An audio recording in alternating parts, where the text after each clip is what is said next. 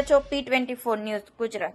સુરત શહેરના પ્રોહિબિશનના ગણનાપાત્ર કેસ શોધી કાઢતી સુરત શહેરની સરથાણા પોલીસ ઇન્સ્પેક્ટર શ્રી અનુપમસિંહ ગેહલોત સાહેબ સુરત શહેર તથા અધિક પોલીસ કમિશનર સાહેબ શ્રી સેક્ટર 1 નાઓની સૂચના મુજબ તથા નાયબ પોલીસ કમિશનર સાહેબ શ્રી ઝોન 1 સાહેબ અને મદદની પોલીસ કમિશનર સાહેબ શ્રી A ડિવિઝન સુરત શહેર નાઓએ પ્રોહિબિશનના ગુના શોધી કાઢી કાયદેસરની કાર્યવાહી કરવા સૂચના આપેલ।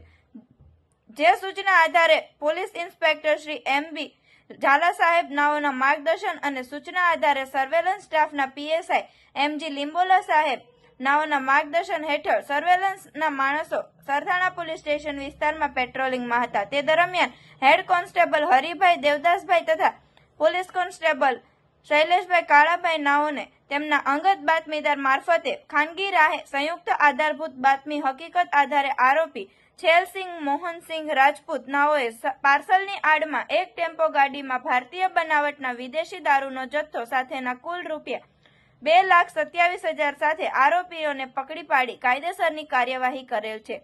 આવા અવનવા સમાચાર જોવા માટે જોતા રહો P24 ન્યૂઝ ગુજરાત।